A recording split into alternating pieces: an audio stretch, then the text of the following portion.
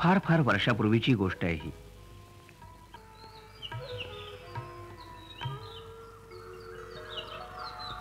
रखरखीत मांडेशावरली किरण गोळा करून दिनकर मावळटीला निघालाय.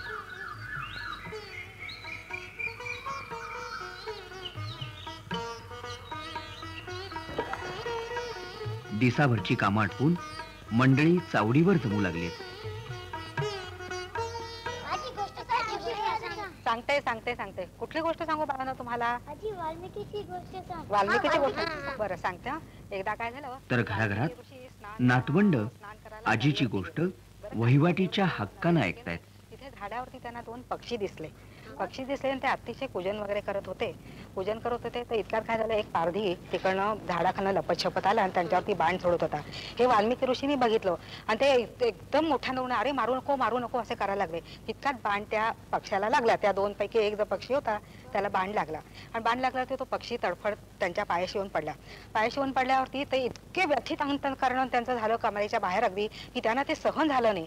आणि त्या व्यथित अंतःकरणातून, बरं का ऐकताय ना, कळताय ना मी काय सांगते ते? तर त्यांच्या मानिषाद प्रतिष्ठां त्वमगमः शाश्वती हि समाः यत्रोंच मिथुनादेकम्. असे जन्मले पहिले काव्य आणि घडत गेला प्रति वाल्मिकी ही जनमानसाची मान्यता मिळवणारा एक कवी, गीतलेखक, कथाकार, पटकथा संवाद लेखक, अभिनेता, राजकारणी आणि वक्ता.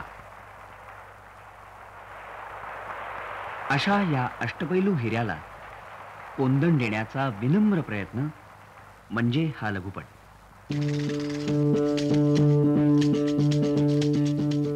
गजानन दिगंबर माडगुळकर.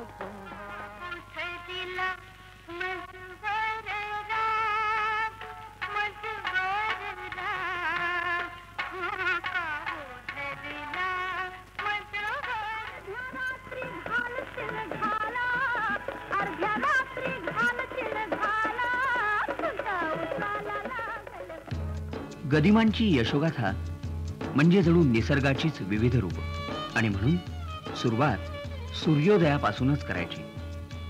1 ऑक्टोबर 1919 रोजी सांगली जिल्ह्यातल्या शेटफळे या खेड्यात दिगंबर कुलकर्ण्यांच्या घरी पुत्र जन्म झाला.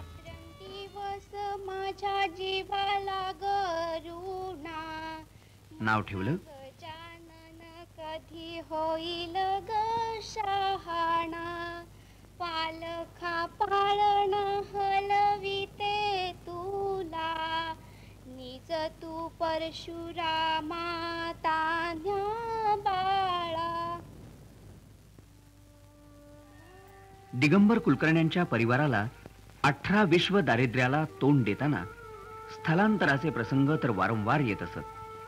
गाव सोडताना, नवीन वळण घेताना सहज साथ द्यायचे साधू संतांच्या सोप्या सरळ भाषेत बीजापरी खोलवर रुजलेले संस्कार. त्याला जोड मिळाली शिक्षणाची. शाळेतल्या पंतोजीला देऊ केला कोराशेला, बाळ कागदावरी आला गजानन. शाळेतल्या पंतोजीला देऊ केली ताट वाटी, माझ्या नेणत्या बाळाला हणू नका छडी काठी. औंच श्रीनिवास हायस्कूल म्हणजे केवळ पुस्तकी विद्या पढवून परीक्षांचे कत्तलखाने चालवणारं शिक्षण केंद्र नव्हतं, तर ते एक संस्कार केंद्र होतं.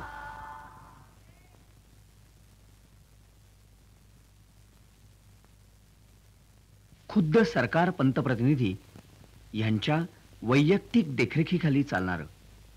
तिथं बेशिस्तीला क्षमा नव्हती आणि शिस्त म्हणजे अगदी जीवनात सहजता झाली होती.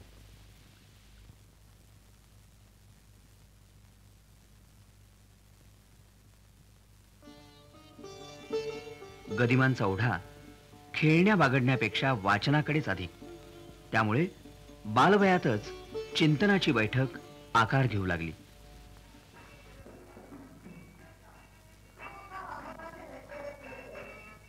गदिमांच्या प्रतिभेतील श्वसना इतकी सहजता आणि अचूक नादमय शब्दयोजना ह्याचा पाया ह्याच संत वाङ्मयातल्या संस्कारापायी घडत गेला.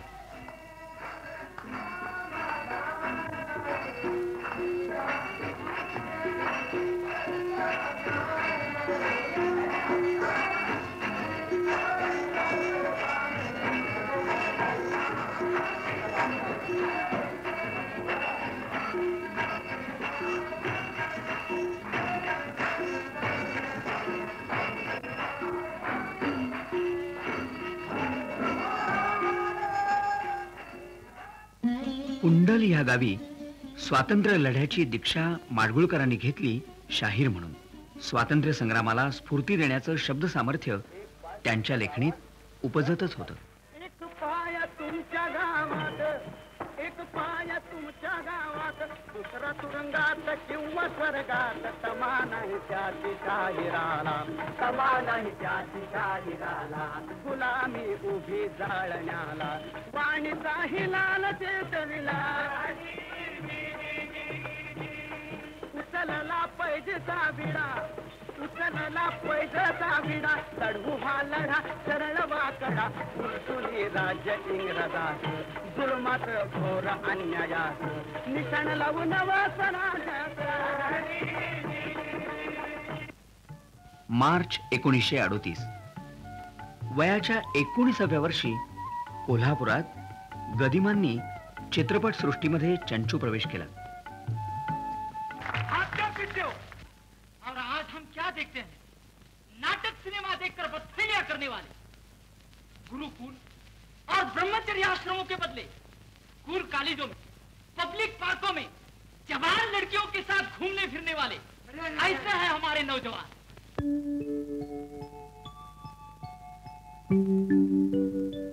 पडेल ते काम करताना सुद्धा चतुरस्त्र अभिनय गुणांनी त्यांना अधिक महत्वाच्या भूमिका मिळत गेल्या. क्या तमाशा, बारिश सर्दी गर्मी में यहाँ ठंडी बात हो रहा है. खींचो जल्दी. हैदर अली गदिमांच्या काव्यप्रतिभेला लाभलेले गुरु. निरक्षीर विवेकानं गदिमा अनुभव वेचितच राहिले आणि कवी म्हणून वारसं झालं 1942 साली पहिला पाळणा या चित्रपट गीत लेखनामुळं.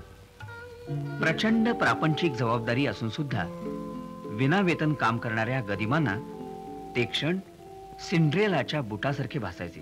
कारण तेवढे क्षण गेले की आयुष्याच्या किमान गरजांसाठी आत्मसन्मानाला डिवचणारं संपूर्ण आश्रिताचं जीवन जगणं त्यांना असह्य व्हायचं. दिलासा म्हणून शिकवण्या मिळाल्या. कमाई दरमहा फक्त 10 रुपये. पुढे कंपनीत पगार मिळू लागला. पहिल्या कमाईच्या आनंदात 22 रुपये कमी असून सुद्धा त्यावेळी जास्त वाटायचे. आणि नायक नायिका बोहल्यावर चढतात. असा बहुतांशी चित्रपटाचा सुखद शेवट लिहिणाऱ्या गदिमांच्या स्वतःच्या आयुष्यात तो सुखद प्रसंग घडला 11 मे 1942 रोजी.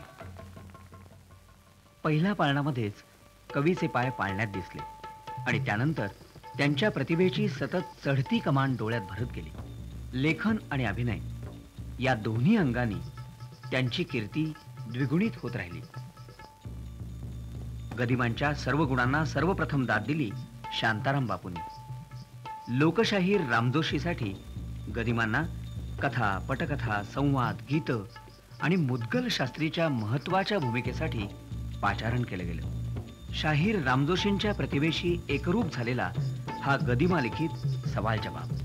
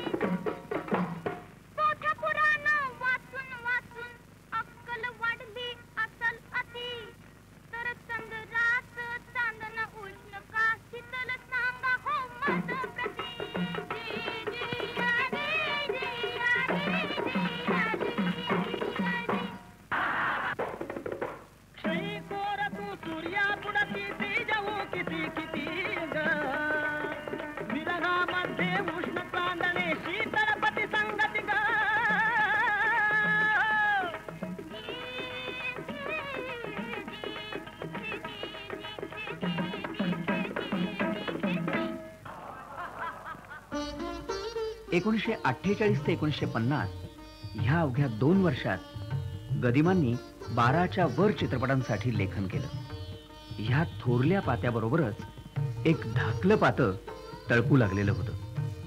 गदिमांचे धाकटे बंधू व्यंकटेश माडगुळकर. त्यांच्या पुढचं पाऊल या कथेवरल्या चित्रपटात गदिमा आणि पु ल देशपांडे असा दुग्ध शर्करा योग जमून आला. वाड वडील चालत आलं तसं आपण चालत. लाख मिळेल पण ही घरची माया नाही मिळायची लेका. जा खाऊन घे, सकाळी आणि लवकर जायचं आहे सावडीकडे. मला नका म्हणणं नव्हतं तळायची, नग तर हवं मी करेन माझ्या जीवाची व्हायचं.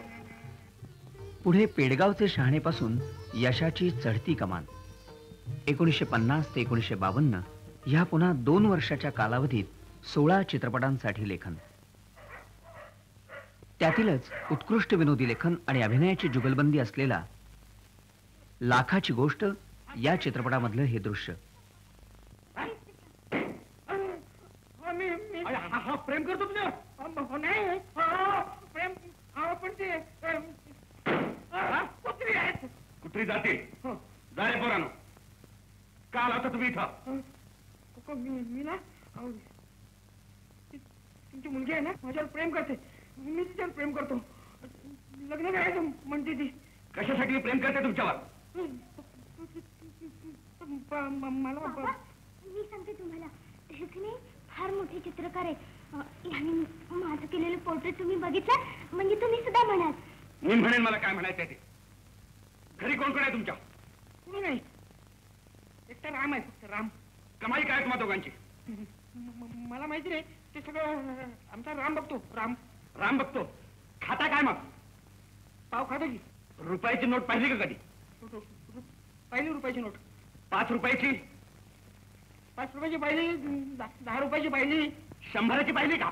100ची पाहायला मिळेल. आणि 1000ची? 1000ची मी ऐकली बघतो. ती सरकारने बंद केली ना. मुलखाचे दरिद्री तुम्ही या श्रीमंत पोरीचे लग्न करणार काय? तसं काही नाही हो. पण मग काय काय थांबायचंय. हलू नका.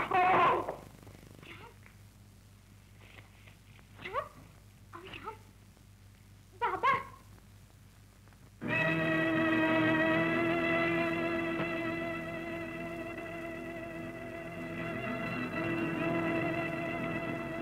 हे 1 लाख रुपये. ठीक आहे. आणि आजपासून 1 महिन्याच्या याची पैल खर्च करून दाखवली तर ही मुलगी तुला दिली. खर्च करायचे दान करायचे नाही. बोलविता धनी. 1953 साली गदिमांच्या भूमिकेमुळे अफाट गाजलेल्या ह्या चित्रपटाची स्मृती म्हणून आता फक्त शिल्लक राहिली आहेत ही छायाचित्र. प्रभू रामचंद्रांनी 14 वर्षाचा वनवास पंचवटीत भोगला तर आयुष्यात दारिद्र्याचा खडतर वनवास संपवून गदिमा पंचवटीत स्थिरावले. अण्णांच्या दिनक्रमाला प्रारंभ व्हायचा स्नानादी आटपून दीर्घकाळ चालणाऱ्या पूजापाठानं.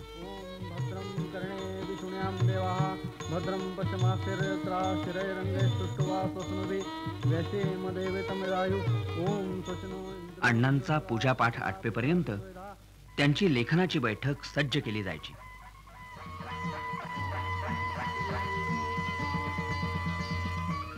बाद बामला हिजा होशियार एवढी घोषणाच फक्त नसायची. एरवी गदिमांनी मराठी चित्रसृष्टीत प्रथमच लेखकाची अशी गादी निर्माण केली होती.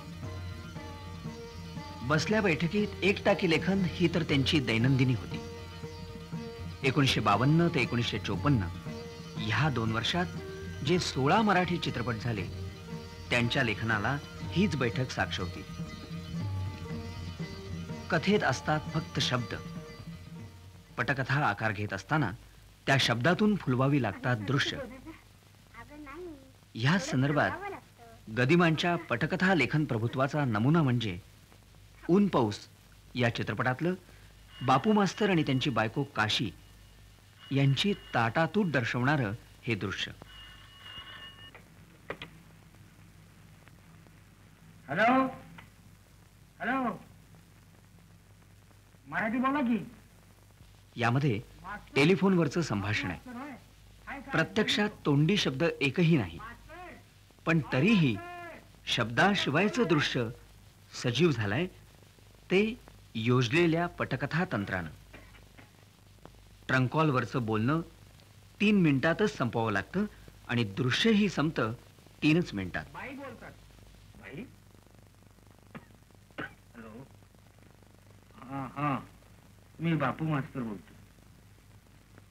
हा, सोलापूर. हॅलो, मी बाबी बोलतो. बाबी, कसं बोलायचं की ह्यात? अहो, कोण आहे? मी आहे बापू मास्तर. कोण बोलते? मी काशी बोलते.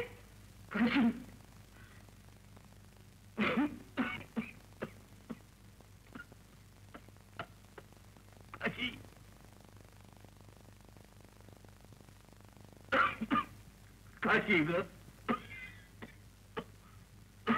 तू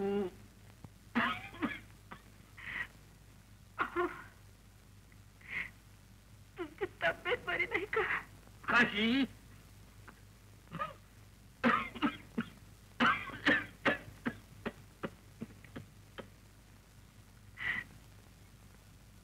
औषध घेताना हं?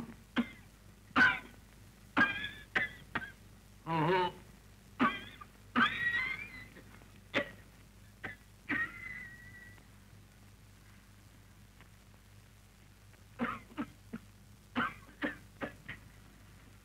बाबे, असं काय ग?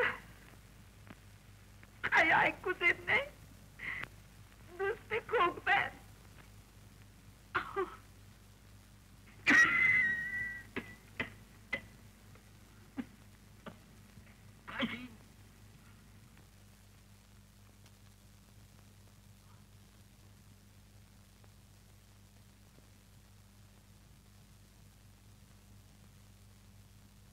आता एका पंचवटीत घडलेली एक सत्य घटना. गदिमांच्या शीघ्र काव्याचा बेहाय सुंदर आणि अवाक करणारा प्रसंग. हे सीताकांत लाड, अण्णांचे परमप्रिय मित्र, गदिमांना प्रतिवाल्मिकी करण्यात निश्चित खारीचा वाटा असणारे गीतरामायण प्रणेते. तर वचनबद्ध अण्णा गीतरामायण लिहायला बसले. पण ठार काही स्फुरत नव्हतं आणि मंदाताईंचं नुसतं काय जन्मला का तुमचा राम हे विचारण्याचं निमित्त झालं. अन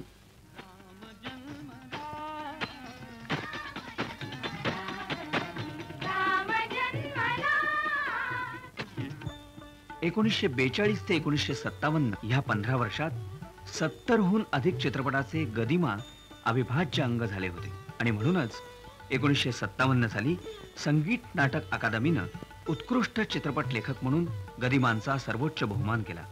आंतरराष्ट्रीय चित्रपट जगतात सर्वोच्च पारितोषिक पटकावणारा दो आंखें बारह हात हा चित्रपट बेस्ट फॉरेन फिल्म म्हणून अवॉर्ड भूषित या चित्रपटाची कथा आणि संवाद लिहिले होते अर्थातच गदिमांनी. बड़े जोर की भूख लगी है ना? हाँ, कच्चा।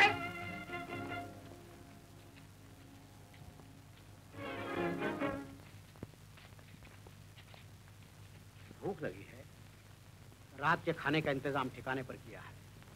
खाने के वक्त तक हम वहां पहुंच जाएंगे।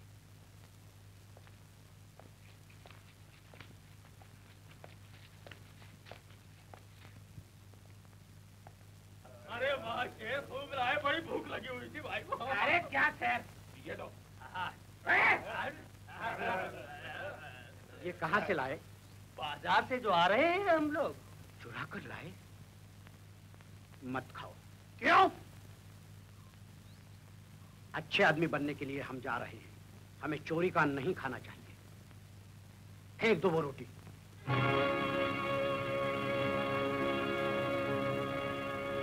फेंक दो।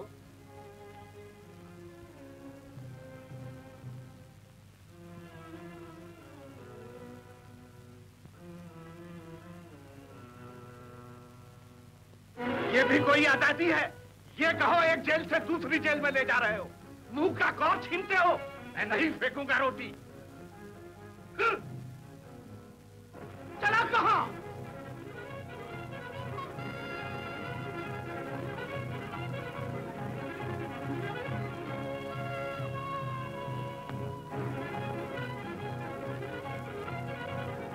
शंकर,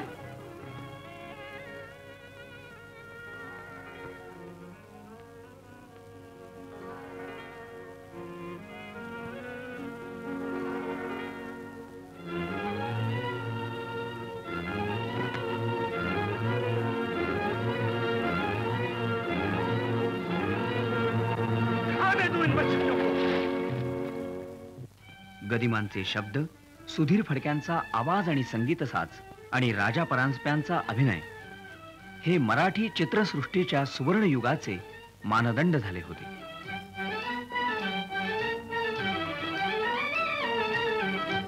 एक धागा सुखाचा, 100 धागे दुखाचे. एक धागा सुखाचा, 100 धागे दुखाचे. जर तारी हे वस्त्र माणसा तुझी आयुष्याचे. एक धागा सुखाचा.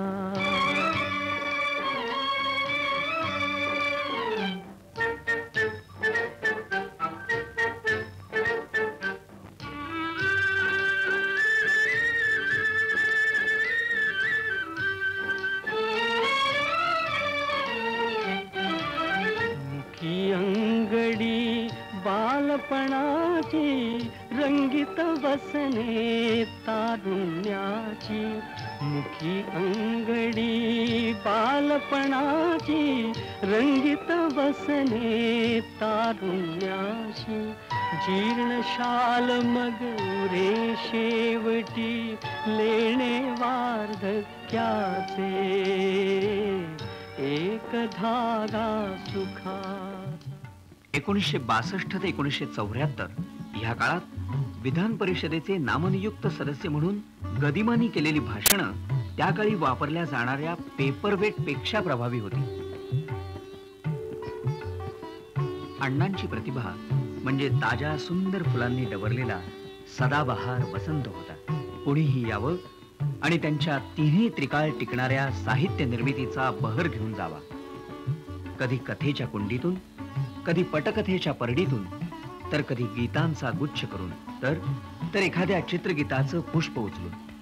देता किती घेशील दो करानं अशी घेणाऱ्याची अवस्था व्हायची. पण गदिमांकडनं कुणीही रिक्त हस्त गेला नाही. पारितोषिक आणि सन्मान ह्याला तर मोजदात नव्हती, कारण स्वतःच्या कार्याबद्दल गदिमांची अवस्था नक्षत्राची मोजदात नसणाऱ्या आभाळासारखी होती. संकुचितपणाचं मळब नसलेल्या आभाळासारखे ते साऱ्या चित्रपट सृष्टीभर पसरलेले होते. येरे येरे पावसा म्हणताच मोठा पाऊस होऊन बरसणारे. तुला देतो पैसा ह्या आश्वासनावर विश्वास ठेवून प्रतिभेचे घडे मुक्त हस्तानं रिक्त करून पैसा झाला खोटा ही प्रचिती येऊन सुद्धा पाऊस आला मोठा हीच आठवण ठेवून जाणारे.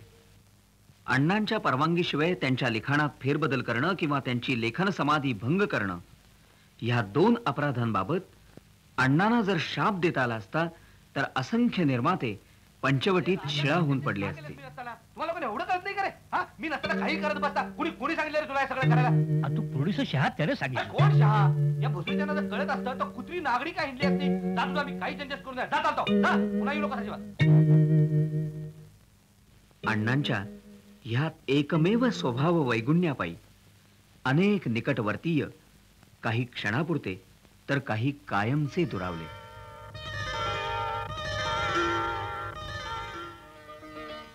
राग आणि लोभ ह्याच्या अभिव्यक्तीचं हक्काचं ठिकाण म्हणजे मंदाताई. पण त्या सुद्धा अशा वेळी जेवायला सर्वांनी एकत्र बसायचं हा अण्णांचा नियम. पण त्यामुळे 35,000 मंडळी त्यांचे पप्पा चांगल्या मुळात असावेत हीच प्रार्थना वदनी कवल घेताऐवजी मनात करायची.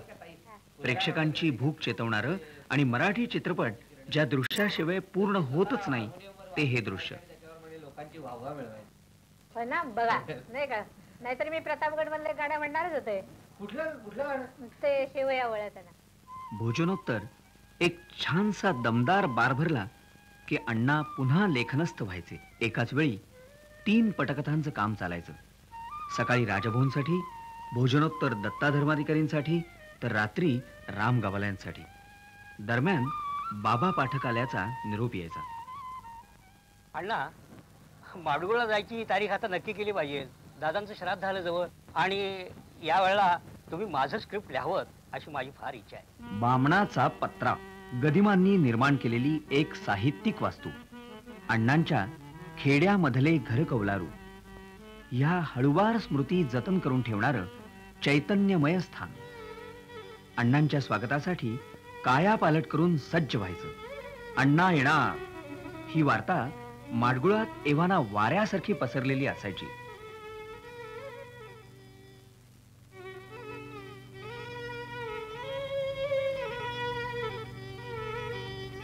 शहरातली गर्दी, गजबजाट, कोलाहल ह्यापासून दूर स्वतःच्या अवकाशात भरारी मारायला गदिमा आसुसलेले असायचे. अण्णा हरवल्यासारखे गतस्मृतीचा दाटून आलेला गहिवर कंठाशी दाबत मुक्कामाकडे हळुवार चालत जायचे. लिखाणाचं निमित्त खरं, पण तितकीच उत्कंठा लागलेली असायची जीवाभावाच्या मंडळींना भेटण्याची, आईगत प्रेम करणाऱ्या यमाईच्या दर्शनाची. अजूनही दिगंबर कुलकर्ण्याचा मोठा माणूस झालेला गजानन असं ओळखणाऱ्या आप्तांच्या आशीर्वादाची. कुणाच्या म्हशीला रेडकू झालं, कुणाच्या घरी औंदा कार्य आहे, कुणाच्या पोरीला 6व्यांदा पोरगीच झाली, कुणाची म्हातारी मागल्या महिन्यात गचकली. सार सार अण्णांना वाटेत ऐकवलं जायचं. ह्या बातम्यांवरील साऱ्या कडुगोड प्रतिक्रिया निग्रहानं दूर सारून गदिमा त्यांच्या बामणाच्या पत्र्यावरल्या आसनावर लेखनस्थ व्हायचे. रामचंद्र स्वामी माझा, राम अयोध्येचा राजा. रामचंद्र स्वामी माझा, राम अयोध्येचा राजा. राम सज्जनांचा त्राता, हाती धनु पृष्ठी भाता. गदिमांच्या नावानं फारा वर्षात रंगभूमी उजळली नव्हती. तेही कार्य सचिन शंकर यांनी गदिमांकडनं कथा ही राम जानकीची ही नृत्य नाटिका लिहून करून घेतलं. रामचंद्र स्वामी माझा, राम अयोध्येचा राजा. 1969 साली गदिमांच्या सर्व सन्मानांवर पद्मश्रीमुळे सुवर्ण कळस चढला. गदिमा युगाचा धावता आलेख म्हणजे 100च्या आसपास चित्रपट कथा, 80हून अधिक मराठी आणि 25 हिंदी पटकथा, 1 सहस्त्र चित्रपट गीतं ही चित्रसृष्टीतली कामगिरी. तर साहित्यात 11 लघुकथा संग्रह, 9 काव्यसंग्रह, 2 कादंबऱ्या, 2 नाटकं, मुलांसाठी 3 पुस्तकं आणि 3 मासिकांचं संपादन यांनी गदिमांचं स्थान अढळ केलं. असं असूनही 1973 साली यवतमाळ इथं भरलेल्या मराठी साहित्य संमेलनाच्या अध्यक्षपदावरून बोलताना गदिमांनी एक वेगळी आणि विलक्षण व्यथा बोलून दाखवली. आपण जाणताच की माझी बरीचशी लेखन शक्ती मराठी चित्रपटांच्या कथा आणि गीते लिहिण्यात खर्च झाली आहे. चित्रपटासाठी केलेल्या लिखाणाला साहित्य म्हणून प्रशस्तीपत्र अजून लाभलेलं नाही. रसिकमान्य झालेल्या असंख्य ललित साहित्यकृती चित्रकथेची रूपं घेऊन प्रत्यक्ष पडद्यावर येतात. ग्रंथगत होण्याआधी एखादी कथा पडद्यावर आली तर ती साहित्यकृती नाही असं का म्हणायचं? कथेत वा कादंबरीत काही मनोभाव, हृदयांतर्गत स्पंदन, निसर्गाचं नेमकं चित्रांकन वगैरे सूक्ष्म गोष्टी साहित्यकार शब्दाच्या माध्यमाने करतो. चित्रपटात यातील काही जबाबदाऱ्या नट आणि तंत्रज्ञ उचलतात. पण यापैकी अभिनय हे शब्दाहून वेगळं असलेलं माध्यम नाटककारी उपयोगात आणतो. नाटक हे जर साहित्य तर चित्रपटकथा हेही साहित्य मानलं गेलं पाहिजे असं मला वाटतं. चित्रकथेला, नभोनाट्याला व दूरदर्शन नाट्याला साहित्य म्हणून ओळखपत्र द्या अशी विनंती करताना मला गीत ह्या वाङ्मय प्रकाराविषयी बोलणं आवश्यक वाटतं. गदिमांनी एक नवीन विचार प्रवाह प्रेरित केला, पण पुढे कुठल्याच साहित्य संमेलनात त्याचा कुणीही पाठपुरावा केला नाही, हे दुर्दैवच.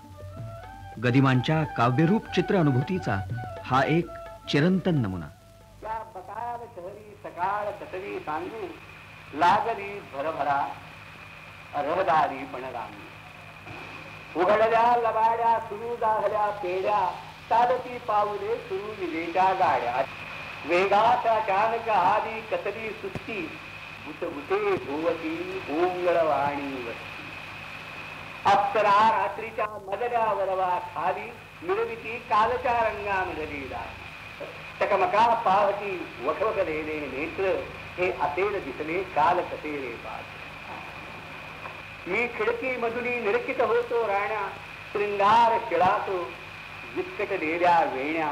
ते चुरगटलेले उदासलेले वेश ते पलंग गिरद्या संसारांचे नाश. ती आत टांगली उभी नागडी चित्रे फुंकल्या विड्यानी रंगविलेले पत्रे. ती कुरूपतेतील क्षुद्र बेगडी कांती. ती विटंबनेतील आनंदाची नीती. ती दिडकीसाठी रंगवलेली प्रीती. पाहिले दृश्यते पुन्हा सांगवत नाही रोमांच करावून काटा भरला दे. कृष्णात एकरी तरुण त्यातली पोर नेसली पांढरे लाल कपाळी कोर. ये हळदी कुंकू घेऊन या तबकात खिडकीस पूजली तिने जोडिले. हा पूजा विधीचा अघोर ही अपमान. ती खिडकीचा कधी होईल पूजा स्थान. जे अन्नद त्याची करीतो मानव पूजा कानात ओरडे विचार माझा माझा. विलवीर काय ती पुण्या कवीचे ज्ञान. हे असेच कार्य उपदेश पूजा. अण्णांची पंचवटी आता कर्तृत्व, कीर्ती आणि कृतार्थतेच्या भावनेमुळे सुख, समृद्धी आणि समाधानाची अयोध्या नगरी झाली होती. दारिद्र्याच्या कडूफळाची चव जिभेवरून विरून कष्टाची अमृतफळं चाखायला मिळत होती. स्वभावातला ज्वालामुखी शांत होऊन त्यांच्यातला जात्याच नकलाकार, थट्टेखोर, मूळचा मिश्किल स्वभाव उफाळून येत होता. पण त्याचबरोबर दुःखाचे आघात सुद्धा विजेचा लोळ कोसळल्यागत झाले. निकटवर्तीयांचे अकाली आकस्मिक मृत्यू आणि स्वतःचा अपार क्लेशकारक दुर्धर आजार.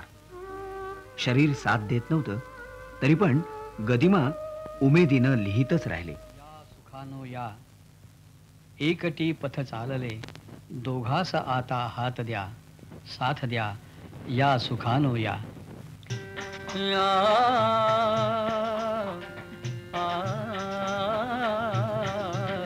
या सुखानो या या सुखा या या या या या या माळुरकर या. काय चहा प्यायचं का अगोदर? थोडा चहा करायचा. हा या सुखानो या या सुखानो या या सुखानो या. एकटी पथ चालले दोघास आता हात द्या साथ द्या या सुखानो या या सुखानो या या सुखानो या.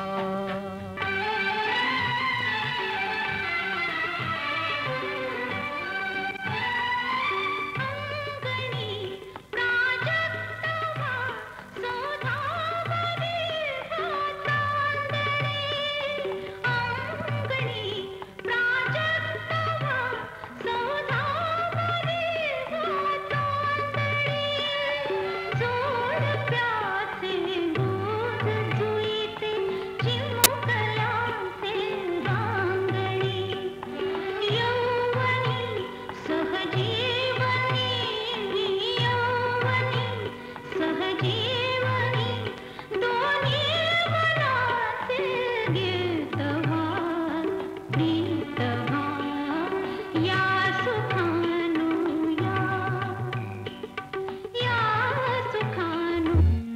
त्यांचं काव्य, त्यांचं लिखाण आणि गीत रामायण यात त्यांच्या प्रतिभेचा आत्मा अमर आहे. प्रति वाल्मिकीचं अजरामर गीत रामायण.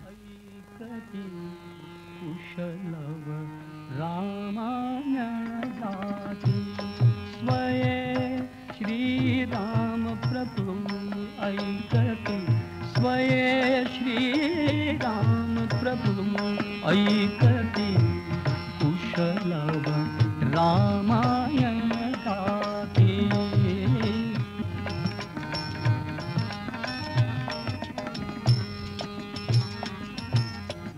कुमार दोघे एक वयाचे सजीव पुतळे रघुरायाचे. कुमार दोघे एक वयाचे सजीव पुतळे रघुरायाचे. पुत्र सांगतील चरित पित्याचे. पुत्र सांगतील चरित पित्याचे.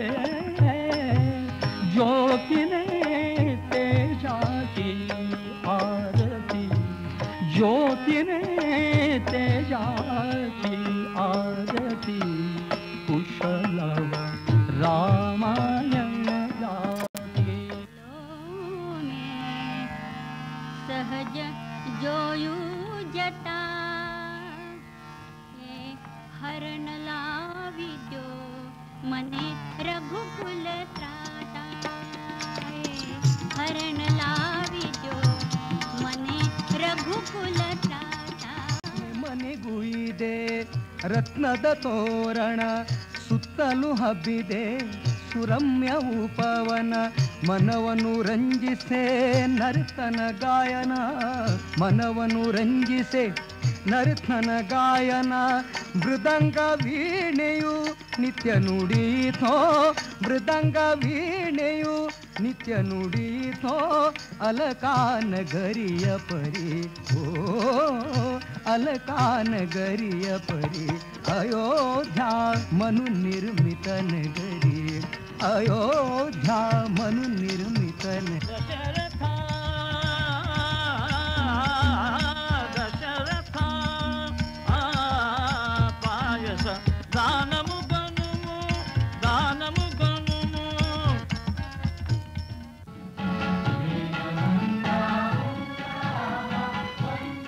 त्यांच्या गीतवेलीतून बहरलेलं मंतरलेलं चैत्रबन. मृतांचे राष्ट्र सारे जागले. शस्त्रधारी निष्ठुराशी शांतिवादी झुंझले. शस्त्रहीना एक लाभे शस्त्र वंदे मातरम. शस्त्र वंदे मातरम. शस्त्र वंदे मातरम. वंदे वंदे मातरम. वंदे वंदे मातरम. वेद मंत्राहून राम वंदे वंदे मातरम.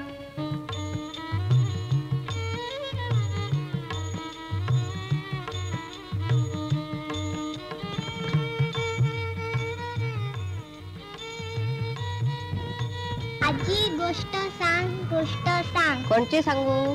वाल्मिकी. सांगते हा. आणि ह्या वाल्मिकीची गोष्ट सांगणारी आजी.